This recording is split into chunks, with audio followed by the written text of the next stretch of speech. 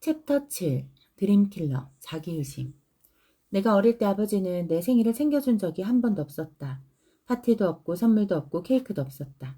어느 날 아버지에게 물었다. 아빠, 왜 내 생일을 축하해주지 않아요? 나를 사랑하지 않으세요? 그러자 아버지는 이렇게 말했다. 당연히 나는 너를 많이 사랑한다. 나는 매일 내 존재에 감사해. 그런데 일상에서든 일에서든 나이의 한계에 부딪히는 사람들을 많이 본다. 시간에 대해 제한적인 사고방식을 가지고 있기 때문이지. 물론 선물과 케이크를 원할 때도 있었지만 아버지의 말은 어렸을 때부터 내 삶에 큰 영향을 끼쳤다. 난 네가 무언가를 시작하기에 너무 나이가 많다고 생각하는 일이 없기를 바란다. 너무 어리거나 경험이 없어서 꿈을 쫓을 수 없다고 생각하는 일도 없기를 바라고 스스로 풍요로운 삶을 살 수 있는 자원이나 지능, 지혜, 기술, 경험을 개발할 능력이 없다고 느끼는 일이 없기를 바란다. 한마디로 아버지는 이렇게 말한 것이었다. 루이스, 나는 절대로 네가 스스로 충분하지 않은 사람이라고 느끼지 않기를 바란다. 세상에서 꿈을 가장 많이 죽이는 것은 무엇인지 아는가? 바로 자기 의심이다. 너무도 많은 사람이 스스로 성공할 수 있다고 믿지 않아서 실패한다. 실패, 성공, 타인의 시선에 대한 두려움도 강력하고 해로운 자기 의심에 한몫한다. 나는 꿈을 죽이는 이 살인마를 중학교 때 직접 보았다. 그때 내가 동경하던 엄청난 재능을 가진 선배 농구 선수가 있었다. 기이할 정도로 폭발적인 점프력의 소유자였다. 1m 이상을 점프해 360도 덩크슛을 할 수 있었다. 정말 놀라운 운동신경을 가진 사람이었다. 당시 키도 작고 깡마른 13살의 내 점프 실력으로는 농구 골대에도 닿기 어려웠다. 당연히 나는 내 능력을 의심할 수밖에 없었고 그 선배는 분명히 프로 선수가 될 것이라고 확신했다. 하지만 그는 엄청난 재능이 있었는데도 자신을 믿지 않았다. 매번 압박감으로 다리 힘이 풀렸다. 잠재력을 펼치지 못하는 그를 보면서 아무리 놀라운 재능을 가졌어도 자신을 믿지 못하면 소용없다는 것을 깨달았다. 더 중요한 깨달음은 이것이었다. 승자의 마인드셋으로 열심히 노력해서 시련을 극복하려는 의지만 있다면 가장 뛰어난 재능을 갖고 있지 않아도 된다는 것. 프로 운동선수 트레이너팀 그로버도 이에 동의했다. 그는 재능이 조금 덜 하더라도 최선을 다해 모든 것을 쏟아붓는 선수들과 훈련하는 것이 더 좋다고 말했다. 그의 경험상 그런 선수들이 가장 훌륭한 결과를 냈다. 그들은 승리자가 되었다. 위대해졌다. 나는 충분하다. 위대함으로 향하는 여정의 이 시점에서 당신은 자신의 의미 있는 사명이 무엇인지 어느 정도 감이 잡힐지도 모른다. 발목을 붙잡는 두려움이 무엇인지도 확인했을 것이다. 위대함을 향해 발걸음을 내디디고 싶지만 너무 나이가 많거나 적다고 느낄지도 모른다. 지금 맡은 의무가 너무 많거나 의미 있는 사명을 추구하기에는 너무 늦었다고 생각할 수도 있다. 자격 미달처럼 느껴질 수도 있다. 하지만 스스로 능력을 의심하면 겁에 질려서 행동을 취할 수 없게 된다. 당신은 충분하다. 하지만 안타깝게도 자신을 바라보는 긍정적인 태도는 저절로 생기지 않는다. 보통은 환경이 자기 비하적인 사고방식을 만든다. 조엘 오스틴 목사는 내가 만나본 가장 긍정적인 사람 중 한 명이다. 그는 긍정적인 태도와 자신감은 낙관적으로 많은 격려를 해준 부모님 덕분이라고 말한다. 부모님은 그의 능력과 가치를 자주 확인해 주었다. 조엘은 오랫동안 목회를 이끌어오면서 사람들의 머릿속에 자신이 충분한 존재가 아니라는 내용이 담긴 녹음기가 있다는 사실을 발견했다. 부정적인 마음은 자신감을 깎아내리고 위대함에 다가가지 못하게 한다. 조엘은 아버지로부터 받은 지혜를 나눠주었다. 우리는 자신이 바라보는 자신보다 더 높이 올라갈 수 없습니다. 조엘은 부정적인 말이 흘러나오는 녹음기를 침묵시키는 방법은 스스로에 대한 생각에 주의를 기울이고 원하는 미래의 모습에 맞게 조율하는 것이라고 말한다. 빚에서 벗어나고 싶은가? 몸무게를 10kg 빼고 싶은가? 사업이 번창하기를 바라는가? 당신이 생각하는 성공이 어떤 모습이든 그 꿈을 이루는 자신의 모습을 상상할 수 있어야 한다. 그렇지 않으면 절대로 이루기 위해 움직이지 않을 테니까. 당신은 자신의 능력을 의심하지 않으며 자기 불신으로 힘들어하지도 않는다고 생각할지 모른다. 그런데 자기 의심에는 또 다른 형태가 있다. 바로 자기 가치에 대한 의심이다. 스스로 위대해질 자격, 아니 조금이라도 성공할 자격이 없다는 생각과 싸우는 사람들이 너무도 많다. 그래서 나는 친구 댄 밀먼이 네, 감사합니다를 알려주었을 때 정말 고마웠다. 간단하지만 매우 효과적인 방법이다. 성공의 기회가 다가오면 스스로 받을 자격이 있다고 믿고 그냥 간단히 세상에 네, 감사합니다 라고 말하면 된다. 이렇게 반응하는 연습을 하면 자신이 가치 있고 마땅한 자격을 갖춘 사람임을 받아들이게 된다. 당신은 다른 사람보다 더 많은 자격이 있는 것도 아니고 덜한 것도 아니다. 우리는 스스로 성공할 자격이 있다는 믿음이 없어서 자신을 파괴할 때가 많다. 나는 충분하지 않은 사람이고 가치가 없는 사람이라고 생각하는 것이다. 자신의 가치를 믿지 않으므로 성공을 거두어도 일시적인 것에 불과하다고 결론 짓는다. 결국 자신도 모르게 자신에게 더 가혹해진다. 이 모두가 보상받을 자격이 없다는 믿음 때문에 생기는 일이다. 자기 가치를 믿지 않으면 실패에 대한 두려움이 결국 현실로 이루어진다. 자신의 가치를 믿지 않으면 성공의 가능성이 제한된다. 자신의 가치를 믿지 않으면 남들의 시선이 두려워서 결국 타협을 선택한다. 친절함으로 자신을 대하는 연습을 하거나 대내 조언대로 매일 스스로에게 물어보자. 오늘은 내가 얼마나 잘할 수 있을까? 자신을 긍정적으로 받아들이는 연습을 한다면 언젠가 나는 위대해질 자격이 있다 라고 말할 수 있을 것이다. 아직 진행 중. 자기 친절은 자기 의심이라는 꿈의 살인마를 정복하는 가장 중요한 열쇠가 된다. 우리는 다른 사람들에게는 크나큰 감사를 표현하면서 정작 자신에게는 고마워하기가 쉽지 않다. 예를 들어 나는 하겠다고 말한 것을 일관적으로 지키는 나 자신에게 고마움을 표현할 수 있다. 시간 맞춰 행사장에 나타났고 30일 챌린지를 성실하게 성공했고 매일 물을 마시기로 한 만큼 마셨고 최고의 컨디션을 위해 숙면도 취했다. 이렇게 아무리 작고 사소한 일이라도 내가 충분하다는 것에 감사할 기회가 된다. 자기밖에 모르는 나르시스트처럼 우쭐하고 자만하라는 뜻이 아니다. 아무리 작아도 성공을 인정해주고 그것을 해낸 자신에게 감사하라는 뜻이다. 헐리우드 명예의 거리에 헌액된 래퍼 스눕독의 소감이 담긴 영상이 아주 좋은 예이다. 그는 감사한 것들을 줄줄 읊었고 정말로 많은 사람에게 감사를 전했다. 그리고 마지막으로 이렇게 말했다. 나는 나에게 감사하고 싶습니다. 나를 믿어줘서 고맙다. 이렇게 힘든 일을 해줘서 고맙다. 쉬는 날 없이 일해줘서 고맙다. 결코 포기하지 않아서 고맙다. 항상 베풀 줄 알고 받는 것보다 더 많이 주려고 노력해줘서 고맙다. 잘못된 일보다 올바른 일을 더 많이 하려고 노력해줘서 고맙다. 항상 진정한 내가 되어줘서 고맙다. 정말로 우리는 자신에게 별로 감사하지 않는다. 해야 할 일을 해냈을 때 감사하지 않는다. 힘든 일에 도전했을 때도 감사하지 않는다. 불편함을 이겨내고 힘든 대화를 했을 때 감사하지 않는다. 멀어졌던 사람에게 먼저 화해의 손길을 내민 것에 감사하지 않는다. 앞으로 나아가기 위해 트라우마를 이겨내고 마음을 치유하려고 한 노력에 감사하지 않는다. 두려움과 불안을 똑바로 마주보고 앞으로 힘차게 나아간 것에 감사하지 않는다. 내가 충분한 존재라는 확언은 매우 강력한 연습법이다. 매일 하루에 2번, 아침에 1번, 밤에 1번, 자신에게 감사하다고 말한다. 매일 이렇게 하면 풍요의 샘이 우리를 감싸고 긍정적인 기회를 끌어다 앞에 놓아준다. 다시 댄 밀먼의 이야기를 하자면 그는 자기 가치에 대한 확신을 쌓는 방법은 자신의 이야기와 성장 여정을 아는 것이라고 믿는다. 댄은 자신의 책 매일의 깨달음에서 개인적인 성장으로 가는 12개의 관문을 설명한다. 그 첫 번째 관문은 인간으로 타고난 가치를 깨닫는 것이다. 인간의 가치에 대한 댄의 관점은 매우 훌륭하다. 그는 모든 사람에게 끊임없이 전개되는 고유한 이야기가 있다고 믿는다. 때문에 자신의 이야기를 이해할 필요가 있다. 특히 이야기의 고통스러운 부분을 알아야 한다. 장애물이 우리에게 힘을 주기 때문이다. 사람은 누구나 저마다 고유한 과거와 앞으로 나아가는 길이 있다. 당신의 길은 바로 옆에 있는 사람의 길과 똑같지 않은 것이다. 그래서 댄은 남과의 비교가 나의 길에 대한 엄청나게 무례한 행동이라고 경고한다. 당신의 길은 남들과 같은 속도가 아닐 수도 있다.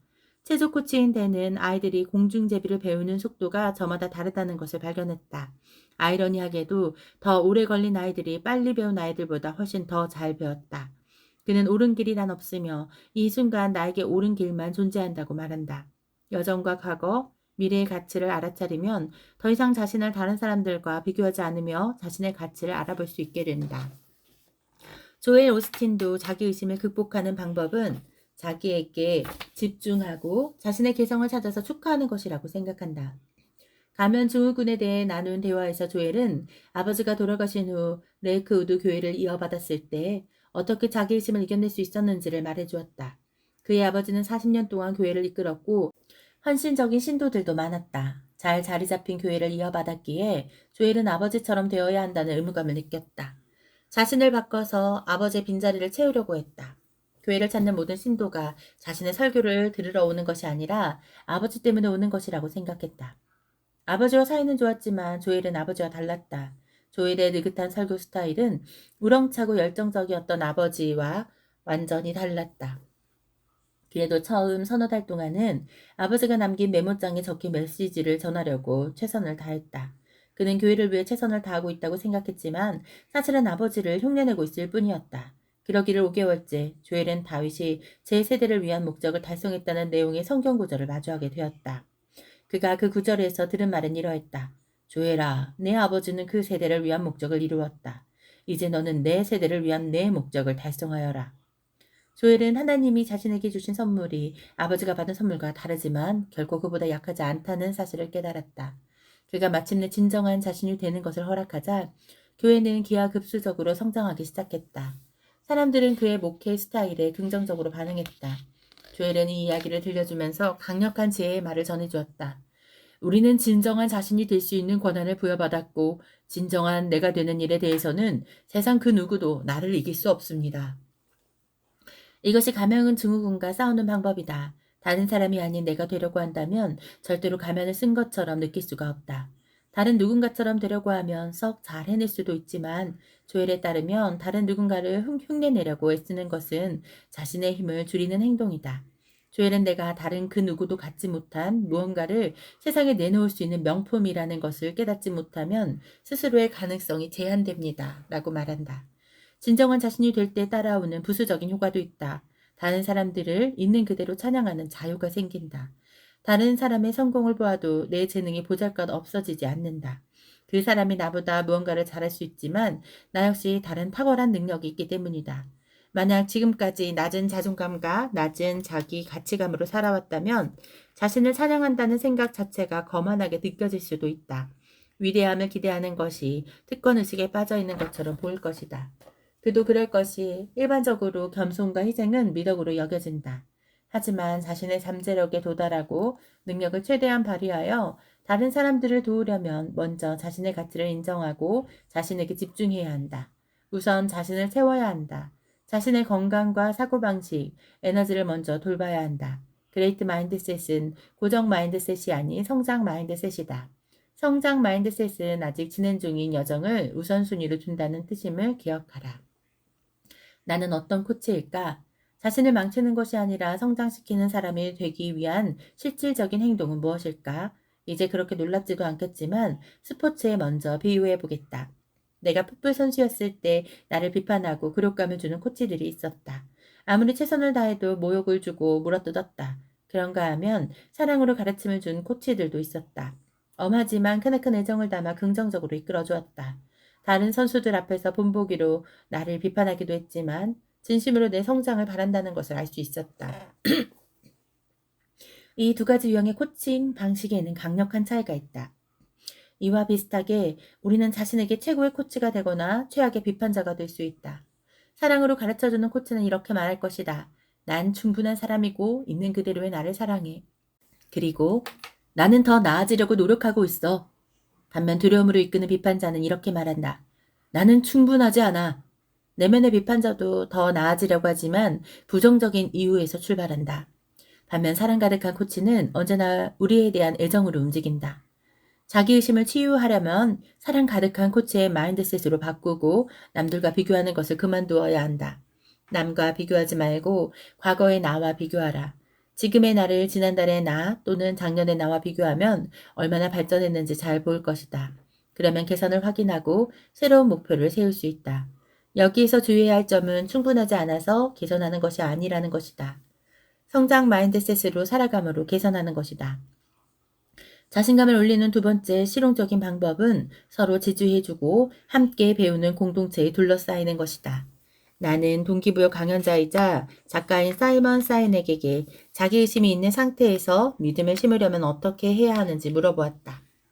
그는 힘든 시간을 보내느라 자신에 대한 의심으로 가득했던 친구의 이야기를 들려주었다. 사이먼은 친구를 격려하는 방법으로 자신감을 찾아주려고 했지만 소용이 없자 전략을 바꾸었다. 그는 친구에게 어떤 기술을 배우는 것을 도와달라고 부탁했다. 그는 잘 모르지만 친구는 재능이 있는 분야였다. 조언을 받는 사람에게 해주는 사람이 되자 친구의 자신감은 갑자기 치솟았다. 만약 당신이 어떤 분야에서 충분하지 않다고 생각한다면 자신 있는 기술을 이용해 공동체에 봉사하는 방법을 찾아라. 그 다음에는 공동체의 다른 구성원에게도 같은 기회를 준다. 당신이 강화하고 싶은 기술을 그들에게 가르쳐 달라고 한다. 이렇게 하면 자신감에 부족한 분야를 보완할 수 있고 잘하는 분야에 대한 인식도 커진다. 마지막으로 자기의심에 대한 해결책은 행동에 착수하는 것일 수도 있다. 작가이자 전직 닷컴 비즈니스 경영자인 세스 고디는 행동 착수야말로 자기의심을 이겨내기 위해 언젠가 해야 할 일이라고 말한다. 그는 일에 착수하려면 마음속의 토론을 제거하면 된다고 설명한다. 나는 블로그에 연이어 7,500개의 게시물을 썼습니다. 금요일인 내일 아침에는 게시물이 하나 늘어있겠죠. 하지만 최고의 게시물이라서 올리는 것이 아니고 내일 올리기로 했기 때문에 올리는 것도 아니에요. 단지 금요일이라서 새 글이 올라오는 것뿐이죠. 내가 20년 동안 단 한 번도 제고하지 않은 결정입니다. 그래서 나는 지금 블로그 글을 쓸지 말지에 대해 나 자신과 회의할 필요가 없습니다. 글을 올리는 것은 정해진 사실입니다. 이렇게 마음속의 찬반 토론 자체를 없애버리면 군말 없이 일에 착수할 수 있습니다. 한때 불가능하다고 생각했던 일들을 얼마나 많이 해냈는지 한번 생각해 보세요. 운전을 배우는 것은 너무도 힘든 일이었지만 어느덧 익숙해져서 직접 차를 운전해 시내를 발부하게 되었을 것입니다. 패턴이 만들어진 거예요. 내가 매 블로그에 글을 쓴 것은 100만 명이 읽는 글을 쓰는 일이 초조하고 불안하게 느껴지지 않게 하려는 이유였습니다. 위험하게 느껴지는 일이 되지 않도록 나 자신을 훈련했어요. 자기의심이 꿈을 죽이고 있는 영역에서 세스의 방식을 활용할 수 있다. 그저 일에 착수하기로 결정하라. 두려움을 밀어내고 힘을 실어주는 자기만의 루틴을 만들어라. 할 일을 계속해 나가면서 자신을 위한 최고의 코치가 되어라. 위대해지려면 불안과 두려움에 가로막혀서는 안 된다. 물론 나에게 진짜 결점이 있을 수 있다. 그러나 결점이 있다고 도전하지 않을 이유는 없다. 결점은 우리가 이겨내야 할 장애물일 뿐이다. 장애물을 이겨내는 첫 걸음은 자신이 계속 진행 중인 프로젝트라는 사실을 받아들이는 것이다. 당신은 이대로도 충분하며 그 이상이 되고 있다. 위대해지고 있다. 팁. 위대함을 위한 연습 과제. 다음 단계에서는 두려움 바꾸기 도구 키트의 활동을 시작해야 한다. 그 전에 간단한 질문을 먼저 해보자. 당신은 꿈을 죽이는 자기의심을 극복하기 위해 어느 정도까지 고군분투하는가? 자신이 좋은 것을 누릴 자격이 없다는 생각이 얼마나 강력한가? 자기의심이 의미 있는 사명을 진심으로 추구하는데 어떻게 방해가 되었는가? 자기의심을 없애기 위해 뭔가 해볼 준비가 되었는가? 챕터 8. 두려움 바꾸기 도구 키트. 두려움 바꾸기 도구 키트에는 두려움을 위대한 여정을 위한 연료로 바꿔주는 가장 효과적인 연습법들이 들어있다. 모든 연습법은 소개되는 순서대로 따라해도 되고 지금 가장 필요한 방법을 골라서 활용해도 된다. 위대함의 장벽을 넘을 준비가 되었는가? 시작하자. 연습 1. 두려움을 바꿔라.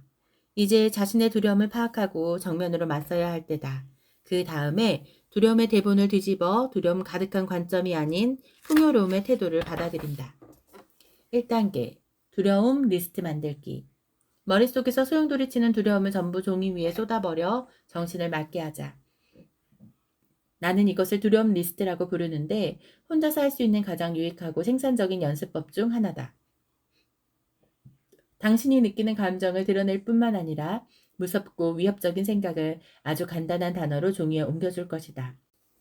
이렇게 마음 깊숙한 곳에 있는 것을 꺼내 손으로 만져지는 곳에 놓으면 의도적으로 앞으로 나아갈 수 있다. 두려움을 나열할 때 법칙은 없다.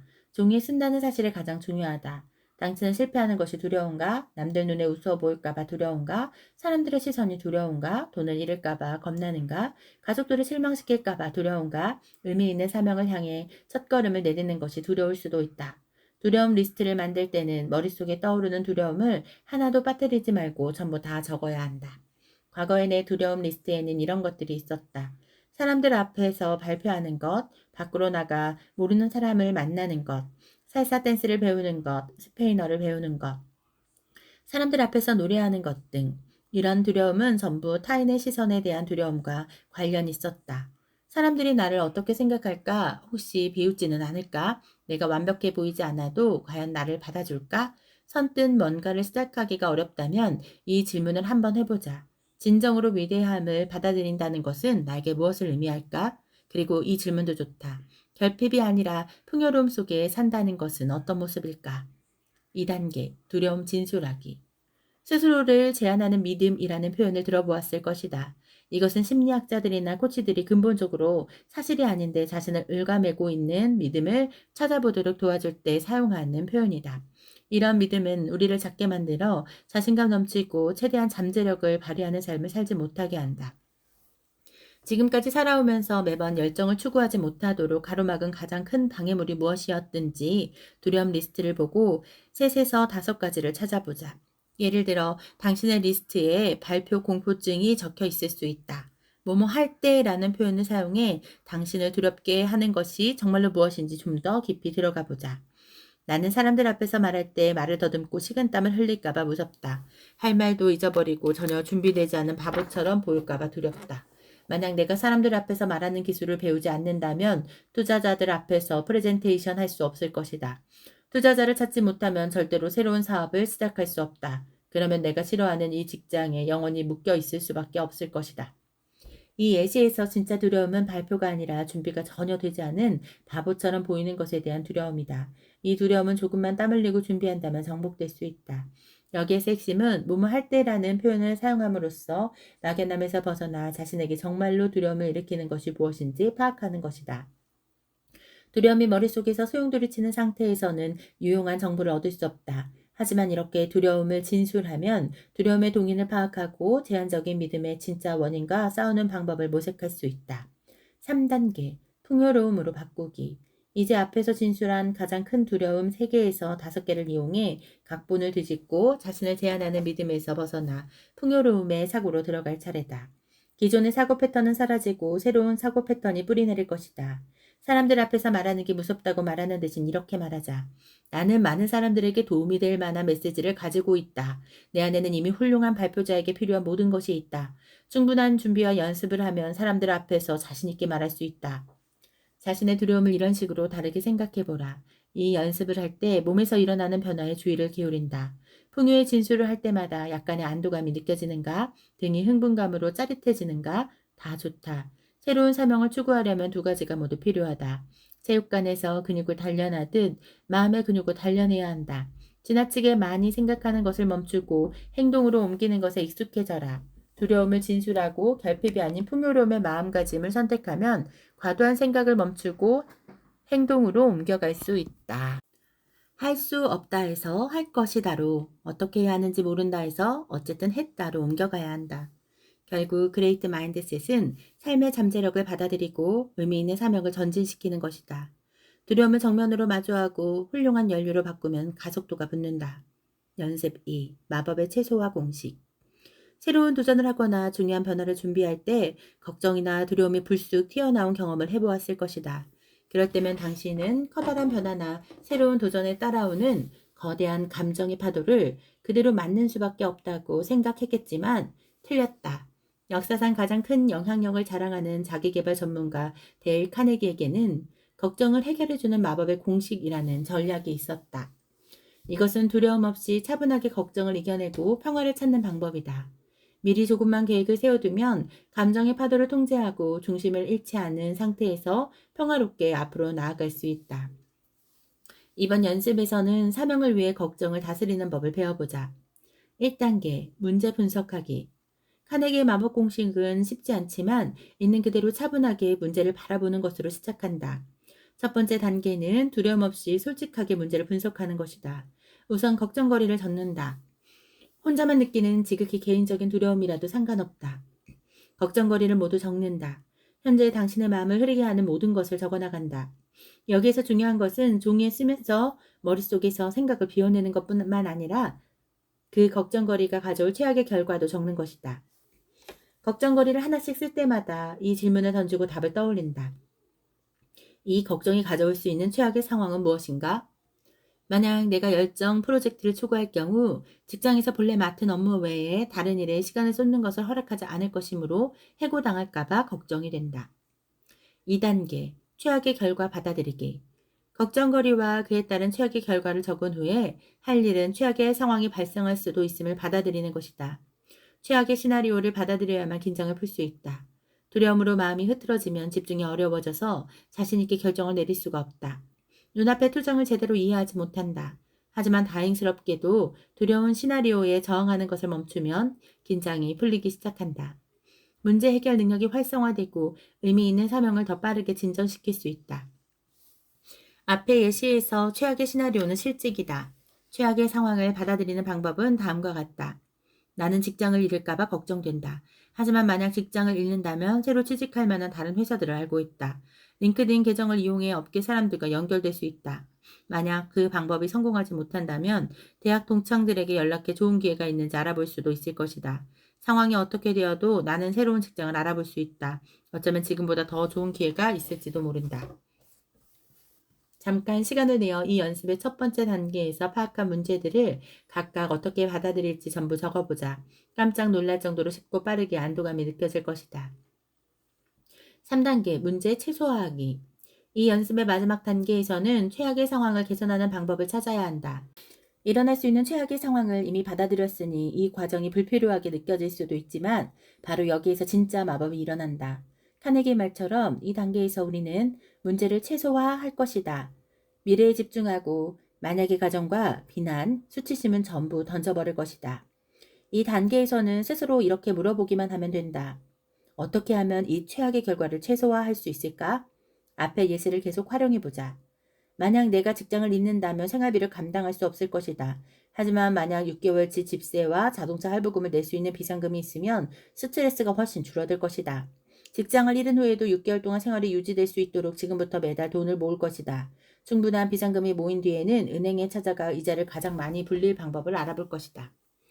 너무 서두르지 말고 천천히 가라. 걱정거리와 이미 마음속으로 받아들인 최악의 상황을 개선하고 문제를 최소화하는 방법을 찾는다. 마무리. 이 연습법은 실제 걱정거리와 있음직한 최악의 결과를 사실대로 적어보게 할 뿐만 아니라 두려움을 객관적이고 침착하게 바라보도록 해준다. 컬럼비아 대학의 학장이었던 허버트 E. 호스크는 카네기에게 말했다. 만약 공정하고 객관적인 방법으로 사실 정보를 확보한다면 지식의 빛이 걱정을 증발시킬 것입니다. 조금만 계획을 세우면 두려움이 사라지고 행동과 깊은 평온함이 그 자리를 대신할 것이다. 연습 3.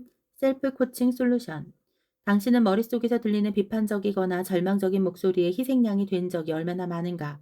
챕터 1에서 말했듯이 생각, 특히 머릿속의 이야기는 당신의 현실을 만든다.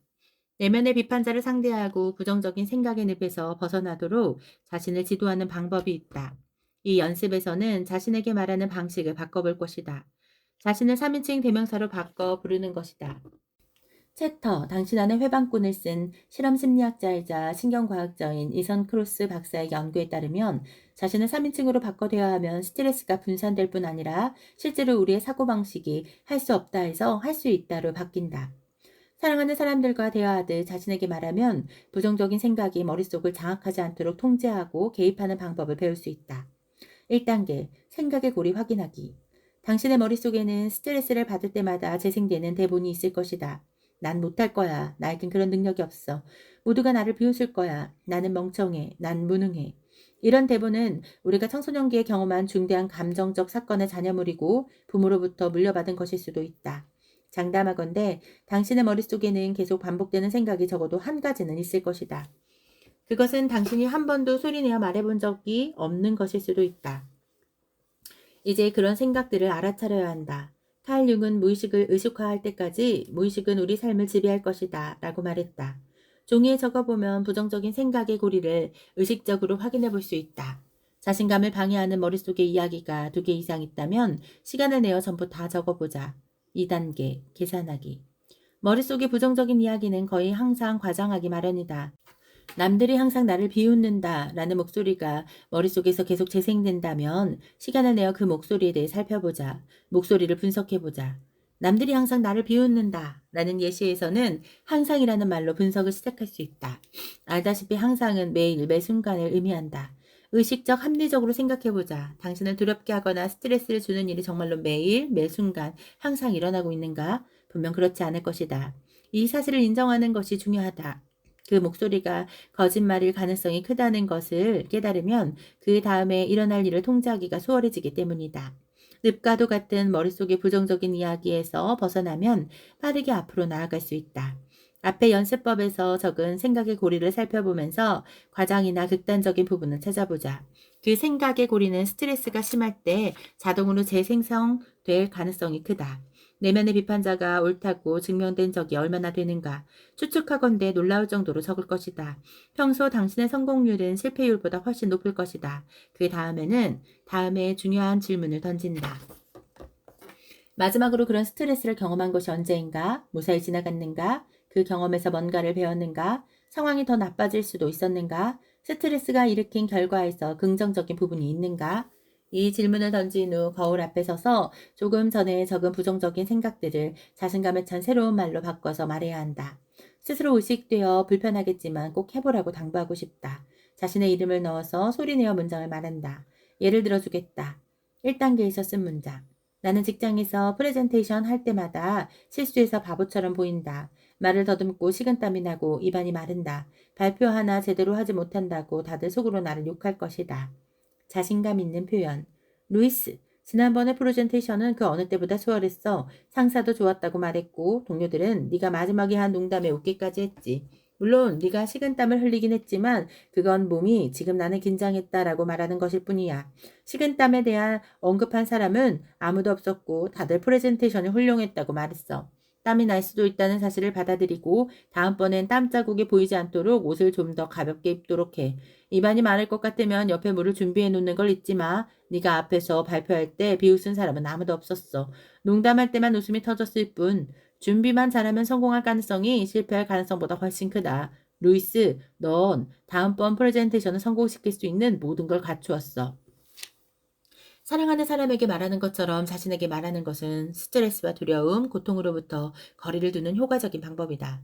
겉으로 보기에는 그저 온화한 긍정의 확언처럼 보일 수 있다.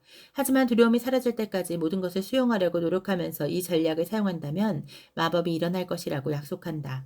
자동으로 재생되는 부정적인 생각의 고리를 자신감이 담긴 문장으로 새로 써서 소리내어 말하는 연습을 계속하라. 이런 식으로 모든 부정적인 생각의 고리를 파악하라. 3단계. 이 순간 나를 코치하기. 이 연습법을 그때그때 곧바로 활용하려면 우선 지금보다 젊었을 때의 사진을 준비해야 한다.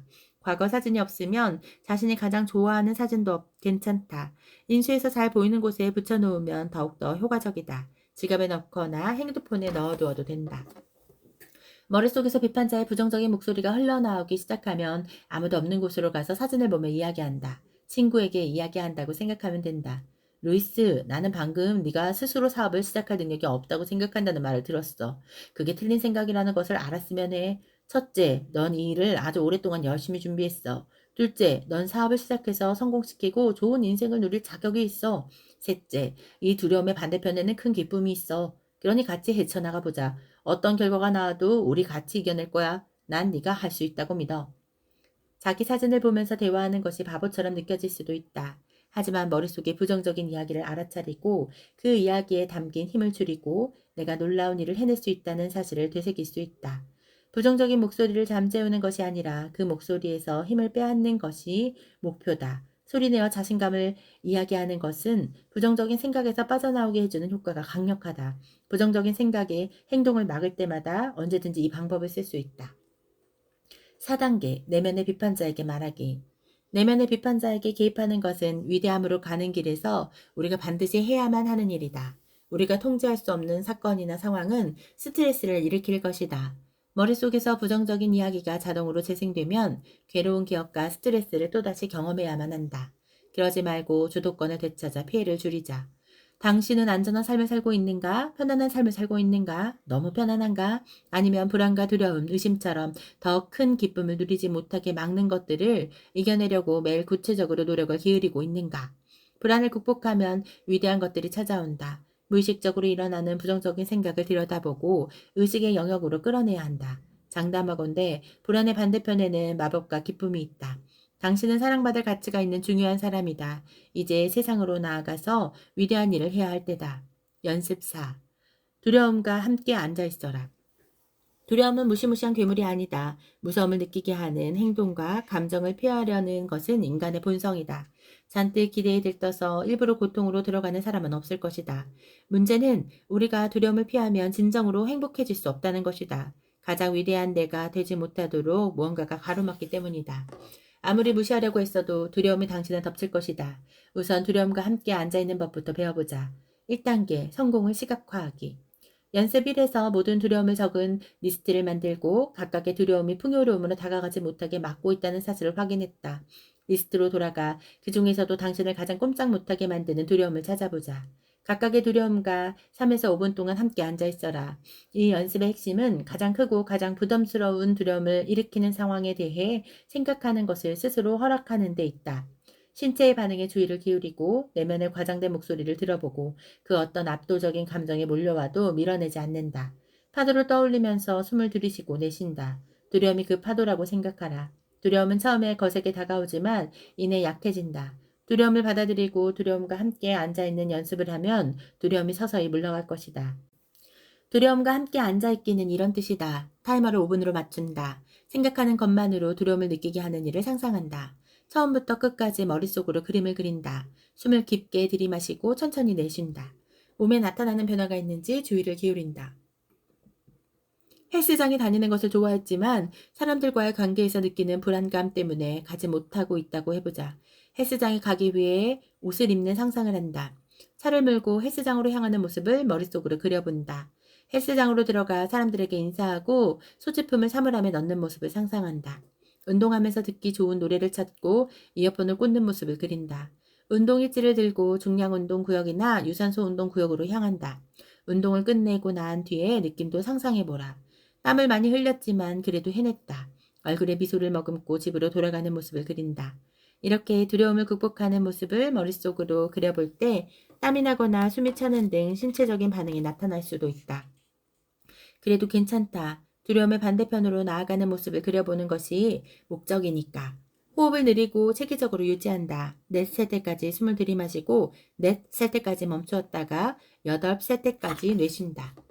5분에 맞춰둔 타이머가 울리면 용기를 내어 두려움과 함께한 자신을 칭찬해준다. 2단계. 자신에게 보상하기. 그리고 나서 30분 동안 좋아하는 활동을 한다. 그림 그리는 것을 좋아하는가? 춤추는 것을 좋아하는가? 친한 친구와 영상 통화를 하고 싶은가? 좋아하는 메뉴로 식사하고 싶은가? 지하실에 가서 샌드백을 두드리고 싶은가? 뭐든지 상관없다. 앞으로 30분 동안 보상으로 자신이 좋아하는 일을 즐기면 된다. 좋아하는 일을 하면 자기 능력에 대한 자신감이 쌓인다. 3단계. 앞으로 작은 걸음 내디디기. 두려움에 도전한 자신에게 보상한 다음에는 작은 발걸음을 내디뎌야 한다. 지금쯤이면 준비가 잘 되었을 것이다. 앞에 헬스장 예시를 계속 사용해보자. 근처에 있는 헬스장에 전화로 문의한다. 사람들이 가장 많은 시간대는 언제인가? 1대1 지도가 가능한 수업이 있는가? 특별히 조명과 소음의 강도를 낮추는 시간대가 운영 방침으로 정해져 있는가? 곧바로 거대한 도약을 할 준비가 되어 있지 않아도 된다. 그냥 앞으로 작은 한 걸음만 내디디면 된다. 작은 한 걸음의 효과는 시간이 지나면서 점점 쌓인다. 모든 행동에는 의미가 있다. 당장은 아무런 의미가 없어 보이는 사소한 행동이라도 예외가 아니다. 내디딜 만한 작은 한 걸음에 뭐가 있는지 천천히 알아보고 그 중에서 적어도 하나를 실행하라. 작지만 기념비적인 발걸음을 내디딘 후 또다시 자신의 용기를 인정하고 칭찬해준다. 앞에서 소개한 셀프 코칭 솔루션 연습법을 이용해 자신과 3인칭으로 대화한다. 잘했어, 루이스. 용기가 필요한 일이었는데 네가 정말 자랑스럽다. 두려움을 이겨내려면 생각과 행동이 모두 필요하다. 이 두 가지를 전부 신경 쓰지 않으면 자신에게 베팅할 용기를 낼 수 없고 꿈에 모든 것을 쏟아 부을 수도 없다. 이 연습법은 용기를 찾을 수 있도록 해줄 것이다. 연습 5. 제2의 페르소나를 찾아라. 음악가나 전문 강연자, 창의성이 뛰어난 사람, 운동선수, 사업가 같은 사람들이 제2의 페르소나를 이용하는 것을 흔히 볼 수 있다. 제2의 페르소나는 우리를 핵심 자아라부터 분리해주므로 매우 강력한 힘을 발휘할 수 있다. 들어보았을지도 모르지만 가수 비욘세에게는 무대에서 공포와 억눌린 마음을 이겨내도록 도와주는 사샤 피어스라는 또 다른 자아가 있다. 나도 풋볼 선수로 중요한 시합을 앞두었을 때나 전국 10종 경기 대회에 나갈 때 내가 아닌 제2의 페르소나를 이용하면 기존의 모든 실패에서 벗어나 성공을 위해 달려갈 준비가 더 잘 되는 것을 느꼈다. 이 연습에서는 내가 제2의 페르소나를 만들 때 활용한 개념을 빌리기로 한다. 1단계 영감 찾기. 나는 운동선수였을 때 나만의 영웅을 찾고 싶어서 안달이었다. 내가 원하는 일을 해낼 수 있도록 영감을 주고 할 수 있다는 확신을 심어주는 사람이 필요했다. 풋볼 선수였을 때는 영감을 주는 선수들을 찾아 그들의 경기 하이라이트가 담긴 테이프를 보았다. 그 선수들의 영웅이 누구인지도 알아내 그들의 경기 영상도 보았다. 이 단계에서 할 일이 바로 그것이다. 이미 당신에게는 현재 몸담은 분야나 진출하려는 분야에서 존경하는 사람이 있을지도 모른다. 야망이 크거나 경쟁심이 강한 사람이라면 그 분야에서 눈에 띄는 사람들을 이미 파악해 두었을 것이다. 하지만 이 기회에 한번 공식화해보자. 당신이 하고 싶은 일을 하는 사람들을 찾는다. 그들을 지켜보고 연구하라. 그들이 누구에게 영감을 받는지, 그들의 멘토가 누구인지 알아보라. 그 사람들을 계속 주시하라. 소셜미디어를 팔로우하고 팟캐스트를 듣고 그들이 쓴 책을 읽는다. 공인이 아니라면 직접 연락해서 인터뷰를 요청한다. 그들을 움직이는 원동력은 무엇이고 어떤 특징을 본받고 싶은지 연구하고 알아볼 기회이다. 몇 명을 정해보자. 몇 주 동안 당신의 영웅들을 연구하면서 배우고 싶은 점이나 특징을 적는다. 그들은 두려움이 없어 보이는가? 절대 포기하지 않는가? 실수를 웃어넘길 줄 아는가? 실패를 위대함으로 나아가는 디딤돌로 삼는가? 이렇게 영웅들에게 본받고 싶은 점이 무엇인지 살펴보면 자신이 위대함으로 나아가는 길에서 무엇을 원하는지 분명하게 보일 것이다. 2단계 시각화하기. 10종 경기 대회 출전을 위해 훈련할 때 장대에 높이 뛰기가 나에게 가장 약한 종목이라는 것을 깨달았다. 딱딱한 바닥으로 거꾸로 떨어져서 머리가 깨질까봐 무서웠다. 그래서 매일 밤 잠들기 직전에 훌륭한 장대 높이 뛰기 선수들의 비디오를 보면서 가로대를 넘는 내 모습을 상상했다. 몇 번이고 머릿속으로 그 모습을 그려보았다. 그리 놀랍지 않은 일이지만 그렇게 하고 잠들면 다음날 연습이 훨씬 더 잘 되었다. 가로대를 넘기 직전 전날 밤 머릿속으로 그려본 가로대를 넘어가는 내 모습이 떠올랐다. 경기 하이라이트 영상에서 본 최고의 선수를 나의 또 다른 자아로 삼고 내가 정말로 할 수 있다고 믿었다. 매일 그렇게 6개월을 하자 정말로 날아오를 수 있을 거란 생각이 들었다. 당신도 이 방법을 써보기를 바란다. 당신이 하고 싶은 일을 매일 밤 머릿속으로 그려본다. 다음과 같이 자신의 위대함을 언어로 받아들이는 연습도 같이 할 수 있다. 앞에서 해보았겠지만 효과가 매우 강력하다. 클럽에서 자유 발언에 나가길 잘했어. 무대에 올라가 멋지게 발언해서 정말 기분이 좋았어. 되새김과 자기 대화는 크고 작은 면에서 도움이 된다. 그 과정에서 일어나지도 않은 일 때문에 기분이 상할 수도 있지만 반대로 강하고 자신감 넘치는 기분을 느낄 수도 있다. 시각화할 것을 구체적으로 적는다. 3단계 토템 찾기. 위대한 사람들을 연구하고 위대해진 나의 모습을 그려보았다면 위대함의 여정을 방해하는 두려움을 물리칠 준비가 착착 되어가고 있다. 다음으로 할 일은 제2의 페르소나의 생명을 불어넣어주는 토템을 찾는 것이다. 원스턴 처칠은 다른 성격을 불러내기 위해 다양한 여러 모자를 착용했다. 마틴 루서 킹 주니어는 시력이 좋았는데도 안경을 썼다. 기품 있어 보이면 더 많은 존경을 받는다고 느꼈기 때문이었다. 당신이 자신감을 높이기 위해 활용할 수 있는 물건은 무엇일까? 안경, 모자, 특정한 색깔의 립스틱이나 양말이 될 수도 있다. 이미 자신감을 올려주는 나만의 물건이 있을 수도 있다. 이제 그 물건의 존재를 공식화하라. 당신도 두려움 없는 사샤 피어스가 될 수 있다. 4단계 슈퍼히어로 되기. 위대함을 추구하는 것은 정말로 대담한 목표다. 제임스 로렌스가 50일 동안 50개 주에서 50개의 철인 3종 경기에 참여하기로 결심했을 때 그는 초인이 아니라 그냥 평범한 사람이었다. 하지만 30일째가 되었을 때 그는 아이언 카우보이라는 슈퍼히어로 페르소나를 만들었다. 안경을 쓸 때마다 그는 제임스 로렌스가 아니라 아이언 카우보이였다. 30일째 되는 날 제임스 로렌스는 앞으로 남은 20일을 성공시킬 준비가 된 자신감 넘치는 아이언 카우보이가 되었다. 아이언 카우보이가 없었다면 제임스는 불안과 두려움에 굴복했을지도 모른다. 도저히 이길 수 없을 것 같은 두려움을 마주했다면 다른 자아가 되어 앞으로 나아가라. 장난기도 발동하고 용기도 생길 것이다. 용기는 성장으로 이어지고 성장은 숙달로 이어진다. 연습 6. 기쁨 컨디셔닝. 자신의 두려움을 이해하면 회복력이 강해지고 창의력이 좋아지고 감성 지능까지 향상될 수 있다. 웬디 스즈키 박사는 기쁨 컨디셔닝 이론을 소개해 주었다. 이것은 우리가 일상생활에서나 의미 있는 사명을 추구하면서 자연스럽게 마주치는 불안을 이겨내는 흥미로운 방법이다. 이번 연습에서는 불안의 방아쇠를 재구성하고 대응하는 방법을 배운다. 이 개념들은 대부분 스즈키 박사의 책 좋은 불안, 가장 많은 오해를 받는 감정의 힘을 이용하라에서 나왔다. 1단계 방아쇠 이해하기. 무엇이 자신을 불안하게 만드는지 정확하게 알면 불안 에너지를 긍정적인 방향으로 바꿀 수 있다. 불안에 대한 이해는 결핍의 감정에서 풍요로움의 감정으로 우리를 이끈다. 우선 불안감을 일으키는 것을 셋에서 5가지 적는다. 상사와 갑자기 회의를 소집할 때 긴장하는가? 막판에 계획이 변경되는 것을 두려워하는가? 뭐든지 적는다. 그 다음에는 최근에 불안한 감정을 느끼게 했던 생각이나 기억을 적는다. 지난 수요일에 저녁 식사 같은 식으로 쓰지 말고 상황을 구체적으로 설명한다. 그때의 생각과 기억을 한두 문단으로 적는다. 그 기억을 다시 떠올리는 지금 어떤 감정이 느껴지는지 적는다.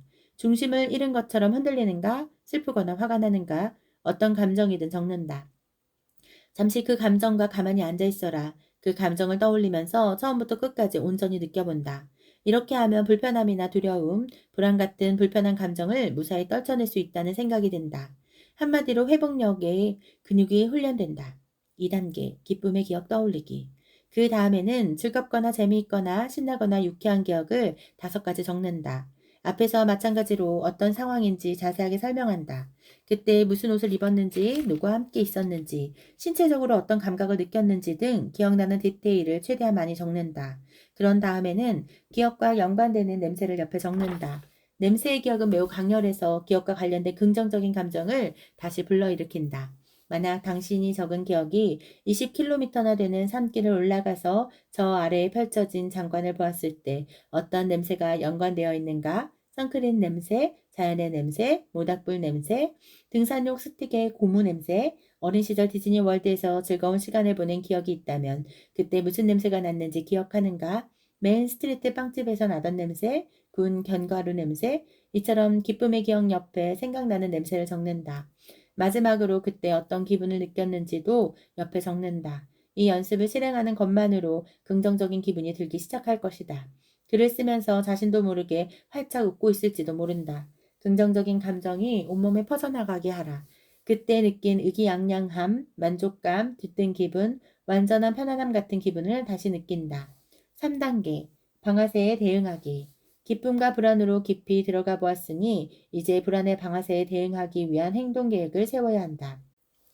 우선 첫 번째 두려움 바꾸기 연습에서 작성한 기억의 리스트로 돌아간다. 각각의 기억에 대해 어떻게 하면 불안 속에서 긍정적인 감정을 느끼도록 조절할 수 있는지를 생각해 보자. 예시. 앞으로 예상치 못한 만남이 나를 압도하고 화나게 할 때 나는 압도당하고 화나는 기분을 저항하지 않을 것이다. 나는 그 감정을 인정하고 느끼도록 허락할 것이다. 그런 다음에 라임을 잘라서 냄새를 맡을 것이다. 신혼여행 때 아내와 함께 오랫동안 걸은 후 너무도 맛있는 키라인 파이를 먹었을 때의 행복하고 여유롭고 평화로웠던 기분을 떠올릴 것이다. 이 행동 계획이 불안한 감정을 완전히 없애주지 못할 수도 있다. 하지만 이전보다 한결 나은 기분으로 앞으로 나아갈 수 있도록 마음의 여유를 되찾아 줄 것이다. 부정적인 것에 초점을 맞추는 대신 긍정적인 것에 초점을 맞출 것이다. 5가지 방아쇠에 대한 각각의 실행 계획을 세운 후 긍정적인 기억과 관련된 냄새에 쉽게 접근할 수 있는 방법을 찾는다. 오일이나 양초, 스프레이를 항상 휴대할 수 있는가? 이런 물건들을 준비해서 자동차나 집, 직장에 놓아둔다. 불안은 유익하다. 불안은 해결책이나 다른 길을 찾아야 한다고 또는 새로운 경계를 정해야 한다고 우리에게 경고하는 감정이다. 이 감정을 허락하지 않으면 더 큰 힘을 손에 넣고 회복력을 키울 기회를 내팽개치는 것이다. 불편함을 기쁨과 짝지어주면 불안 같은 감정이 압도당하는 순간에도 앞으로 나아갈 수 있는 강력한 힘을 얻는다. 의미 있는 사명을 위해 이보다 더 좋은 일이 있을까? 더 많이 받을 자격이 있는 존재. 최근에 라마크리슈나의 인용구를 떠올릴 기회가 있었다. 하늘에서 바다만큼의 축복이 비처럼 내려와도 당신이 골무만 들고 있다면 그만큼밖에 받지 못한다. 많은 사람이 하늘을 향해 골무를 들고 있다. 자신의 가치가 그 정도라고 생각하기 때문이다. 두려움과 의심이 무대의 주인공이라고 믿으면서 두려움이 이끄는 대로 끌려다닌다. 틀렸다. 주인공은 바로 당신이다. 두려움 때문에 삶의 목적에서 멀어지면 안 된다. 살다 보면 수월한 날도 있고 힘든 날도 있는 법이다. 힘들다가도 힘들지 않은 날이 온다. 아무리 힘들어도 목적에서 완전히 이탈하지 않는 것이 가장 중요하다. 계속 목표를 세우고 행동해야 한다. 그러면 아무리 나쁜 날에도 계속 진전이 이루어진다. 당신은 골무보다 더 큰 축복을 받을 자격이 있다. 당신은 가치 있고 중요하다. 당신은 지금 안주한 것보다 더 위대한 목적을 위해 태어났다. 당신이 지금 이 자리에 존재하는 이유가 있다. 당신은 사랑과 풍요, 더 많은 기회를 받을 가치가 있다. 힘들어도 멈추지 말고 꿋꿋하게 나아가라. 도약의 시간이 다가오고 있다.